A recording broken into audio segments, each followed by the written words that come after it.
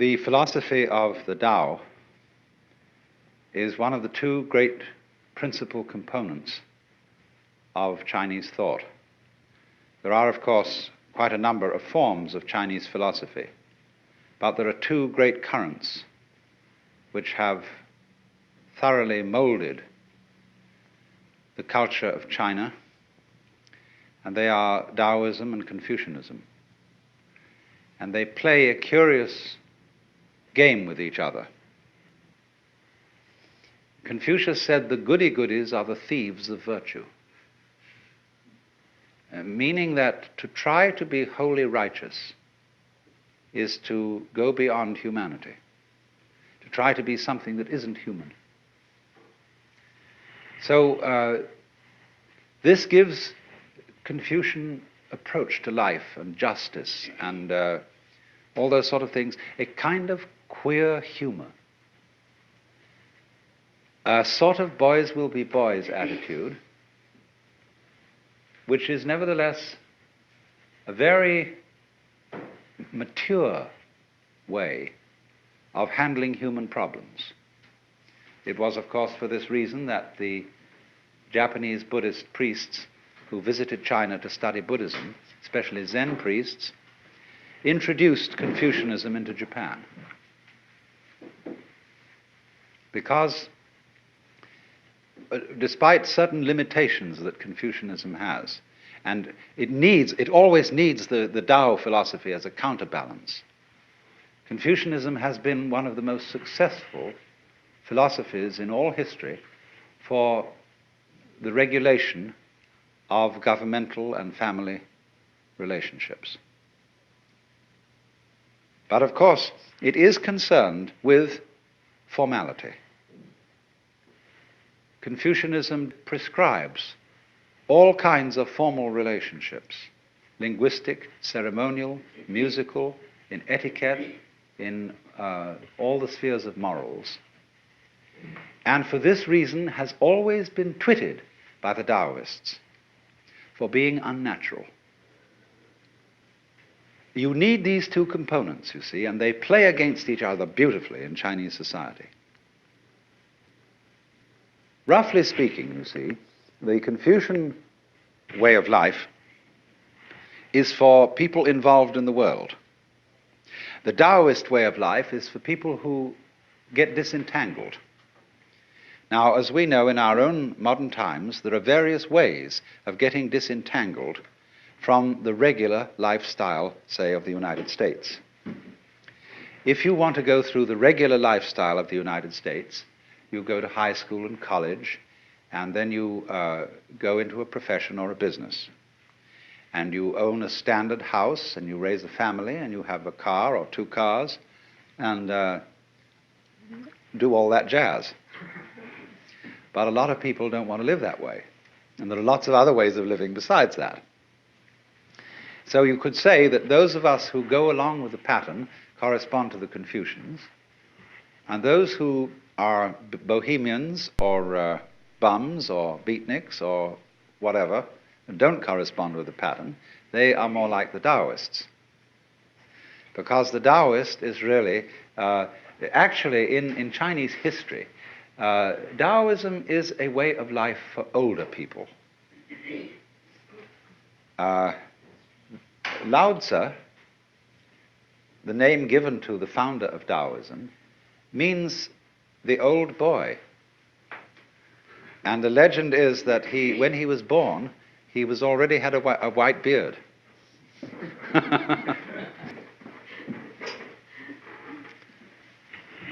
So it's sort of like this, that when you have contributed to society, when you've contributed children and brought them up, and you have assumed a certain role in social life, you then say, now it's time for me to find out what it's all about. Who am I ultimately behind my outward personality? What is the secret source of things? And the latter half of life is the preeminently excellent time to find this out. It's something to do when you have finished with the family business. I'm not saying that that is a sort of unavoidable strict rule. Of course, one can study the Tao when very young, because it contains all kinds of secrets in it as to the performance of every kind of art or craft or business or any occupation whatsoever. But it does, in China, in a way, it plays that role of a kind of safety valve for the more restricted way of life that Confucianism prescribes. And there is a sort of type in China who's known as the old rogue. He's a sort of intellectual bum, often found among scholars, who is admired very much, and who a type of character which had an enormous influence on the development of the ideals of Zen Buddhist life. He is one, you see, who goes with nature rather than against nature. Well, now, first of all, I'm going to talk about ideas which come strictly out of Lao Tzu's book, the Tao Te Ching. And, of course, the basic thing in the whole philosophy is the conception of Tao. This word has many meanings. And the book of Lao Tzu starts out by saying that the Tao which can be spoken is not the eternal Tao. Or there's a pun in there which you can't quite put into English. You can't give all the meanings, because the word Tao means both the way or course of nature or of everything. It also means to speak. So the actual opening phrase of the book, following this word Tao, is this, you see, and this character means can be, or can, able, something like that. So the way which can be, then give it its second meaning, spoken, described, uttered. But it also means the way that can be weighed. Not W-E-I-G-H, but W-A-Y-E-D. You know, you'd have to invent that word. The way that can be traveled, perhaps, is not the eternal way. In other words, there is no way in which the Tao, or following the Tao, there's no recipe for it. I can't give you any do-it-yourself instructions, A, B, C, D, as to how it's done. It was like when Louis Armstrong was asked, what is jazz? He said, if you have to ask, you don't know. Now that's awkward, isn't it? But we can gather what it is by absorbing certain atmospheres and attitudes connected with those who follow it. And from the art and the poetry and all the expressions and the anecdotes and stories that illustrate the philosophy of the way. So this word, then, the way or the course of things, is not, you must understand this, some Christian missionaries translated Tao as the Logos, taking as their point of departure the opening passage of St. John's Gospel, in the beginning was the Word. Now, if you look up a Chinese translation of the Bible, it says in the beginning was the Tao. And the Tao was with God, and the Tao was God. The same was in the beginning with God. All things were made by it, and without it was not anything made that was made. So they've substituted Tao there. Now that may make a very funny effect on a Chinese philosopher, because the idea of things being made by the Tao is absurd. The Tao is not a manufacturer, and it's not a governor. It doesn't rule, as it were, in the position of a king. Although the book, the Tao Te Ching, is written for many purposes, but one of its important purposes is as a manual of guidance for a ruler. And what it tells him is essentially, rule by not ruling. Don't lord it over the people. And so he says the great Tao flows everywhere, both to the left and to the right. It loves and nourishes all things, but does not lord it over them. And when good things are accomplished, it lays no claim to them. In other words, the Tao doesn't stand up and say, I have made all of you, I have filled this earth with its beauty and glory, fall down before me and worship. The Tao, having done anything, always escapes and is not around to receive any thanks or acknowledgement, because it loves obscurity. And Lao Tzu said the Tao is like water. It always seeks the low level which human beings abhor. So it's a very mysterious idea. Tao, then, is not really equivalent with any Western or Hindu idea of God, because God is always associated with being the Lord. Even in India, the Brahman is often called the Supreme Lord, although that was the term more strictly applicable to Ishvara, the manifestation of Brahman in the form of a personal God. But Bhagavan, the Lord, Krishna, his song is the Bhagavad Gita, the song of the Lord. There's always the idea of the king and the ruler attached, but not in the Chinese Tao philosophy. The Tao is not something different from nature, from ourselves, from our surrounding trees and waters and air. The Tao is the way all that behaves. And so the basic Chinese idea of the universe is really that it's an organism.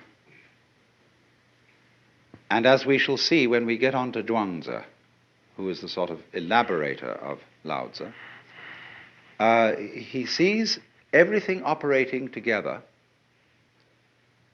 so that nowhere can you find the controlling center. There isn't any. The world is a system of interrelated components, none of which can survive without each other. Just as in the case of bees and flowers, you will never find bees around in a place where there aren't flowers, and you will never find flowers around in a place where there aren't bees or insects that do the equivalent job. And what that tells us secretly is that although bees and flowers look different from each other, they're inseparable. They, to use a very important Taoist expression, they arise mutually. This is one of the great phrases from the second chapter of Lao Tzu's book, where he says, this character means to have or to be, and this next one is a very important character in Taoist philosophy. It means no, negative, wu in Chinese, not to be. And then this curious expression, for which we don't have a really good corresponding idea in traditional Western thought. So, to be and not to be mutually arise. This character is based on the picture of a plant, something that grows out of the ground. So, you could say positive and negative, to be and not to be, yes and no, light and dark arise mutually, come into being. There's none is cause and effect. It's not that relationship at all. It's like the egg and the hen. So as the bees and the flowers coexist in the same way as high and low, back and front, long and short, loud and soft, all those experiences are experienceable only in terms of their polar experience. So the Chinese idea of nature is that all the various species arise mutually because they interdepend. And this total system of interdependence is the Tao. It involves certain other things that go along with Tao, but this mutual arising is the key idea to the whole thing. And it is, if you want to understand Chinese and Oriental thought in general, it is the most important thing to grasp. Because you see, we think so much in terms of cause and effect. We think of the universe today in Aristotelian and Newtonian ways. And in that philosophy, the world is all separated. It's like a huge amalgamation of billiard balls. And they don't move until struck by another or by a cue. And so everything is going tock, tock, tock, tock, tock, tock, tock, tock, tock, tock, tock, tock, all over the place. One thing starting off another in a mechanical way. But of course, from the standpoint of 20th century science, we know perfectly well now that that's not the way it works. We know enough about relationships to see that that mechanical model which Newton devised was all right for certain purposes. But it breaks down now because we understand relativity. And we see how things go together in a kind of connected net rather than in a chain of billiard balls banging each other around. So, in the philosophy of the Tao, it is said, it's always being said, this is, you read this in every art book about Chinese art, that in Chinese painting, man is always seen as in nature rather than dominating it. You get a painting entitled Poet Drinking by Moonlight, and you see a great landscape, and after some search with a magnifying glass, at last you see the poet stuck away in a corner somewhere drinking wine. Whereas if we painted the subject poet drinking by moonlight, the poet would be the most obvious thing in the picture. There he would be, dominating the whole thing, and the landscape off somewhere behind him. But all the Chinese painters put man, the painters of the great classical tradition, there are Chinese painters who specialize in family portraits and do these very formal paintings of someone's ancestor sitting on a throne. It's quite a different category. But the Taoist-inspired painters, the Zen-inspired painters, have this view of man as an integral part of nature, something in it just as everything else is in it, flowers and birds, and not there sent into this world, commissioned by some sort of supernatural being to come into this world and farm it and dominate it. So then, the whole conception of nature is as a self-regulating, self-governing, indeed democratic organism. But it has a totality. It all goes together, and this totality is the Tao. So then we move to a second term that is extremely important. The expression zhiran is the term that we translate nature when we translate Chinese. But this term expresses this whole point of view. It doesn't say nature, natura, which means, in a way, class of things. It means, literally, self-so. What is so of itself? What happens of itself? And thus spontaneity. And in the Tao Te Ching, early on, Lao Tzu says, the Tao's method is to be so of itself. Now, we might translate that automatic, were it not that the word automatic has a mechanical flavor.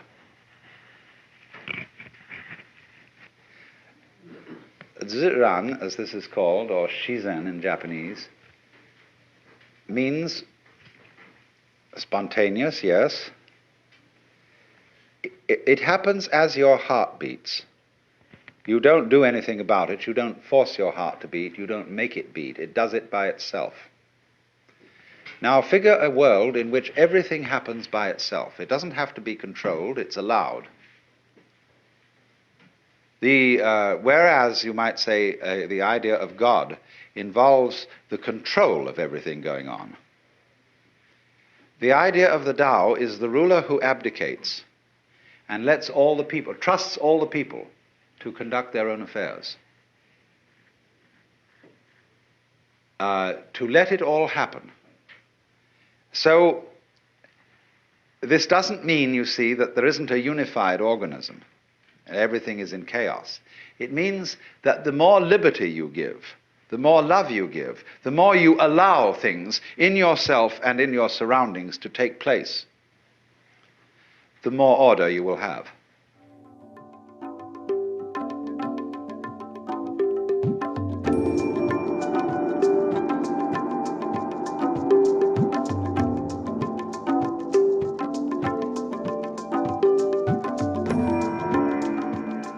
We now join Alan Watts in part 2 of Taoist Way of Dropping Out from Karma. It is believed generally in India that when a person sets out on the way of liberation, his first problem is to become free from his past karma. The popular theory of karma, the word that literally means action or doing in Sanskrit, so that when we say that something that happens to you is your karma, it's like saying in English, it's your own doing. But in popular Indian belief, karma is a sort of built-in moral law, or a law of retribution, such that all the bad things you do and all the good things you do have consequences which you have to inherit. And so long as karmic energy remains stored up, you have to work it out. And what the sage endeavors to do is a kind of action which in Sanskrit is called nishkama karma. Nishkama means without passion or without attachment, karma, action. And so whatever action he does, he renounces the fruits of the action, so that he acts in a way that doesn't generate future karma, because future karma continues you in the wheel of becoming, samsara, the round, and keeps you being reincarnated. Now then, in that case, when the time comes that you start to get out of the chain of karma, all the creditors that you have start presenting themselves for payment. In other words, a person who begins, say, to study yoga is felt that he will suddenly get sick, or that his children will die, or that he'll lose his money, or all sorts of catastrophes will occur. because the karmic debt is being cleared up. And it is in no hurry to be cleared up if you're just living along like anybody. But if you embark on the spiritual life, a certain hurry occurs.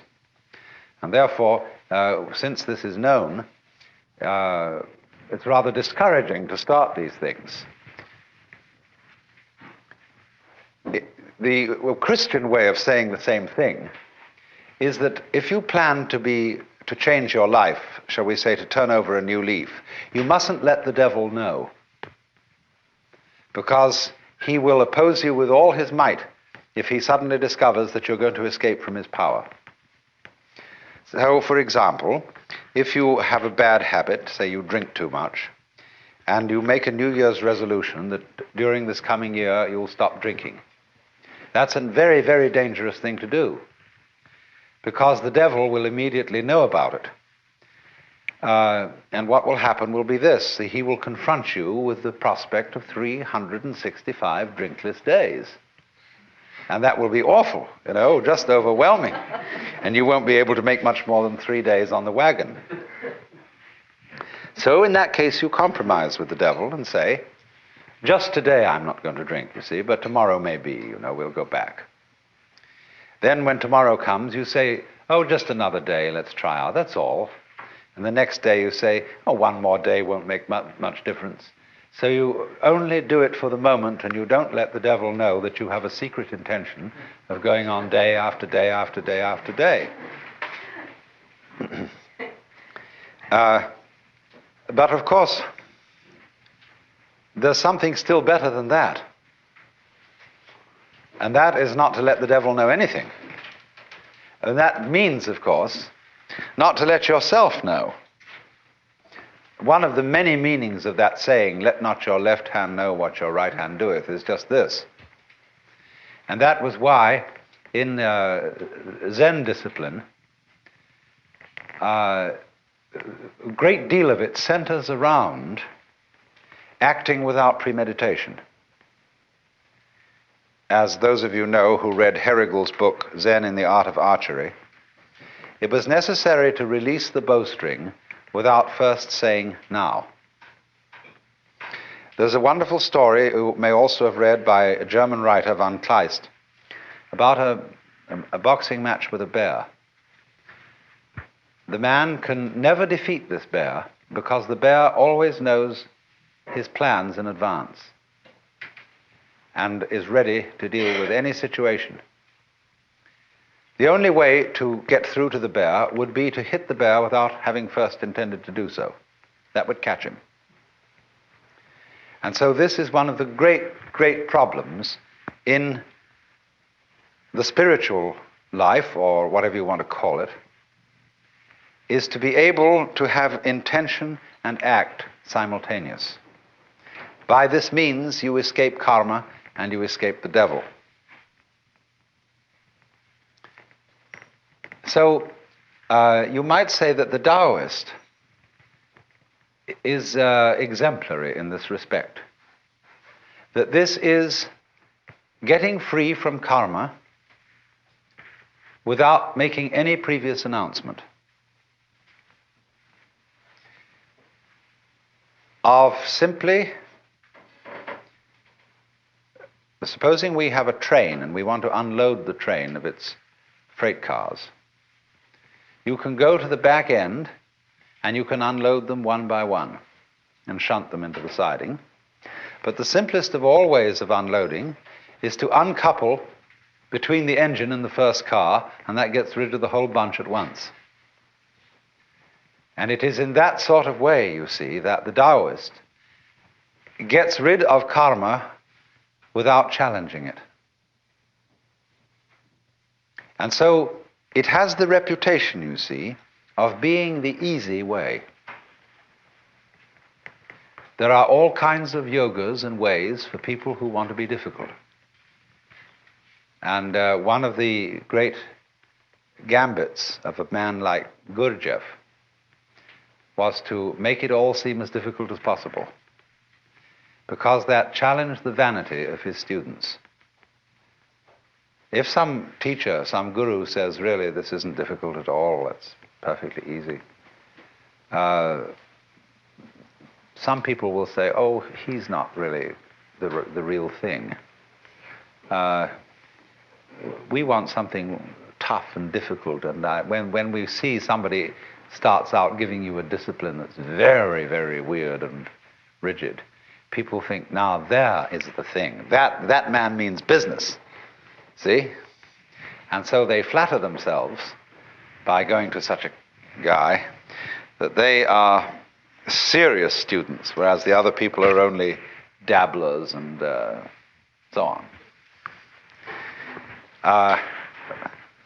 All right, if you have to do it that way, that's the way you have to do it. But the Taoist is the kind of person who shows you the shortcut and shows you how to do it by intelligence rather than effort, because that's what it is. Taoism is, in that sense, what everybody is looking for. The easy way in, the shortcut, using cleverness instead of muscle. So the question naturally arises, isn't it cheating? When in any game somebody really starts using his intelligence, he will very likely be accused of cheating. And to draw the line between skill and cheating is a very difficult thing to do. You see, the inferior intelligence will always accuse a superior intelligence of cheating. That's its way of saving face. You beat me by means that weren't fair. We were originally having a contest to find out who had the strongest muscles. And you know, we were pushing against it like this. And this would prove who had the strongest muscles. But then you introduce some gimmick into it, some judo trick or something like that, you see, and you're not playing fair. So in the whole domain of ways of liberation, there are routes for the stupid people and routes for the intelligent people. And the latter are faster. This was perfectly clearly explained by Huineng, the sixth patriarch of Zen in China, in his sutra, where he says the difference between the gradual school and the sudden school is they both arrive at the same point, but the gradual is for slow-witted people and the sudden is for fast-witted people. Can you, in other words, find a way that sees into your own nature, that sees into the Tao immediately? And at the end of this morning's talk, I pointed out to you the immediate way, the way through now. When you know that this moment is the Tao, and this moment is considered by itself, without past and without future, eternal, neither coming into being nor going out of being, there is nirvana. And there is a whole Chinese philosophy of time based on this. It hasn't, to my knowledge, been very much discussed by Taoist writers. It's been more discussed by Buddhist writers, but it's all based on the same thing. Dogen, the great 13th century Japanese Zen Buddhist, studied in China, and he wrote a book called Shobo Genzo. A Roshi recently said to me in Japan, that's a terrible book, because it tells you everything. It gives the whole secret away. But in the course of this book, he says,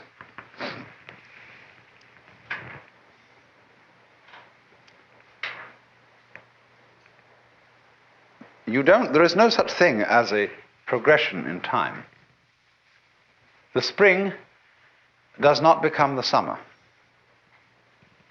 There is first spring, and then there is summer.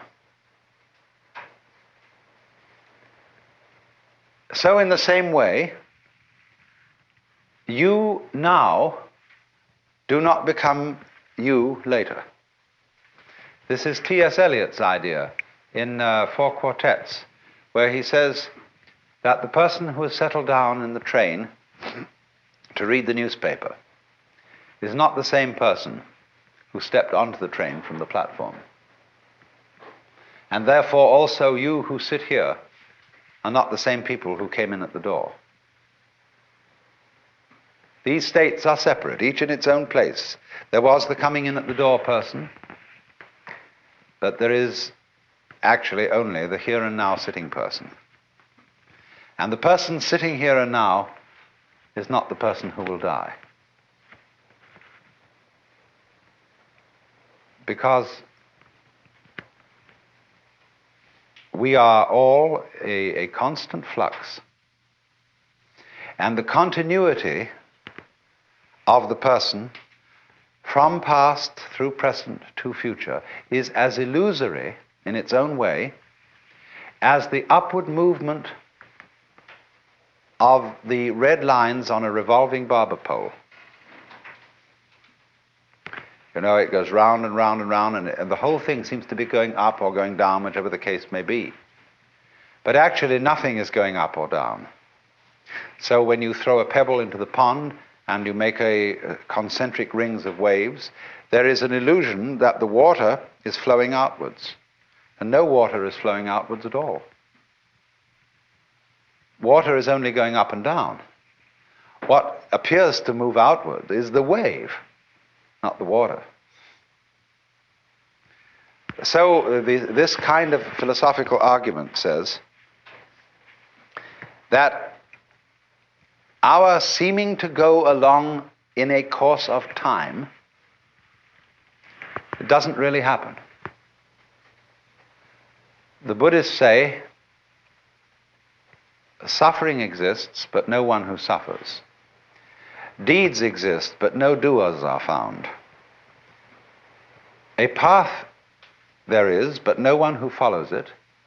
And nirvana is, but no one who attains it. So, in this way, they look upon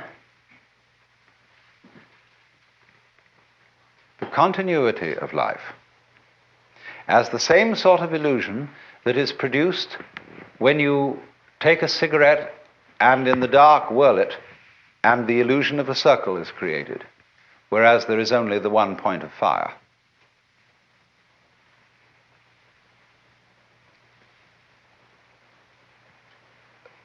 The argument then is, so long as you're in the present, there aren't any problems. The problems exist only when you allow presence to amalgamate. There's a way of putting this in Chinese, which is rather interesting. They have a very interesting sign, this. It's pronounced nyan. In Japanese, nen. And the top part of the character means now, and the bottom part means the mind-heart, the shin. And so this is, as it were, an instant of thought. In Sanskrit, they use this character as the equivalent for the Sanskrit word kshana. Then if you double this character, put it twice, or 3 times, and I'll write the Chinese for ditto. Nyan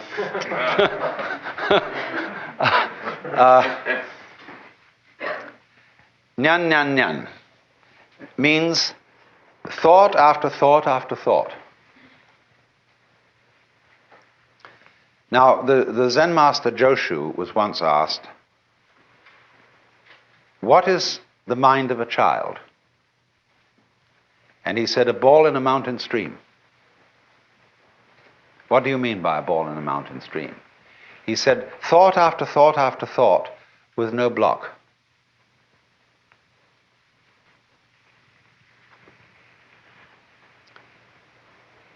So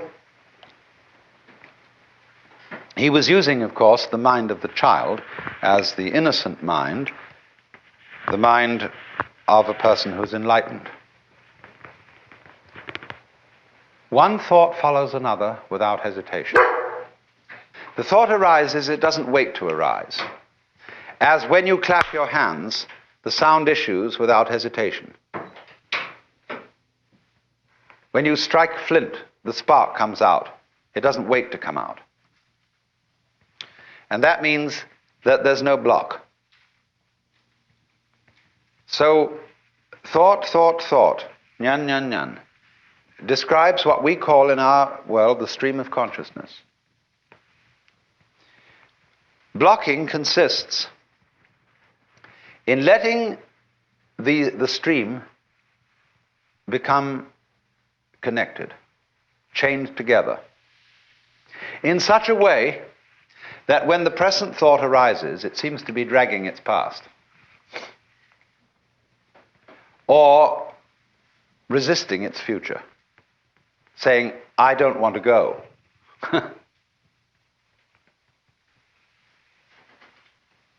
When then the connection, the dragging, it's better to call it, of these thoughts drops,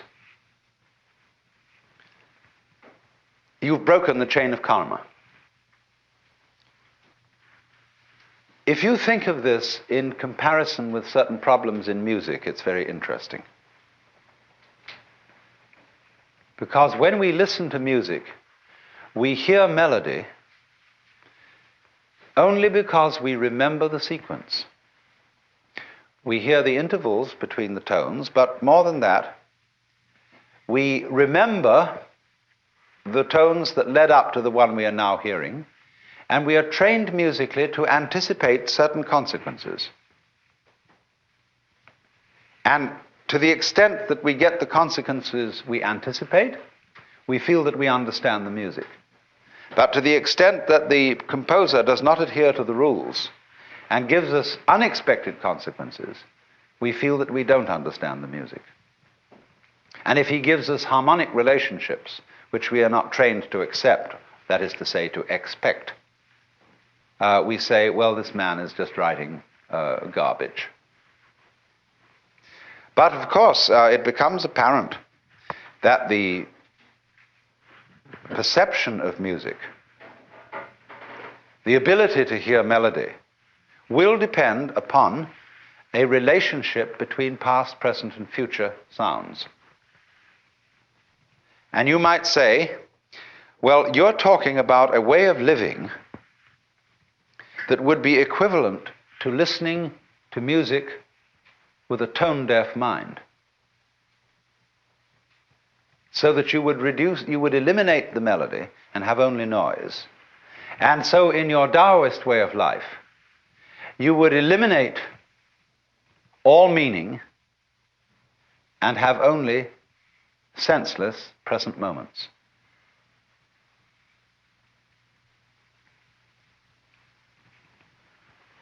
Up to a point, that's true. That is, in a way, what Buddhists also mean by seeing things in their suchness. What is so bad about dying, for example? It's really no problem. When you die, you just drop dead. That's all there is to it. But what makes it a problem is that you're dragging a past. And all those things you've done, all those achievements you've made, all these relationships and people that you've accumulated as your friends, all that has to go. See, it isn't here now. I mean, a few friends might be around you, but all that past that identifies you as who you are, which is simply memory, all that has to go. And we feel just terrible about that. But if we didn't, If we were just dying, that's all, death wouldn't be a problem. So likewise, the chores of everyday life, they become intolerable. When everything ties together, all the past and the future, you feel it dragging at you every way. Supposing you wake up in the morning, and it's a lovely morning. Let's take today, right here and now. Here we are in this paradise of a place. Big Sur. And some of us have got to go to work on Monday. Is that a problem? For many people it is. It spoils the taste of what's going on now. When we wake up in bed on Monday morning and think of the various hurdles we've got to jump that day, immediately we feel sad and bored and bothered. Whereas actually we're just lying in bed.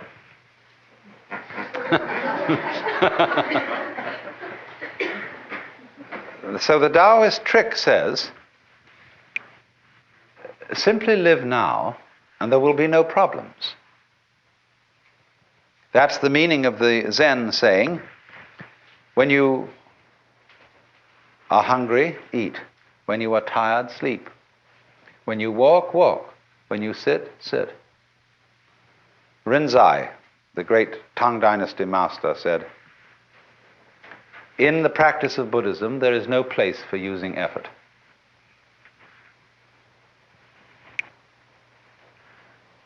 Sleep when you're tired, move your bowels, eat when you're hungry. That's all. The ignorant will laugh at me, but the wise will understand. And so, also, the meaning of this wonderful Zen saying,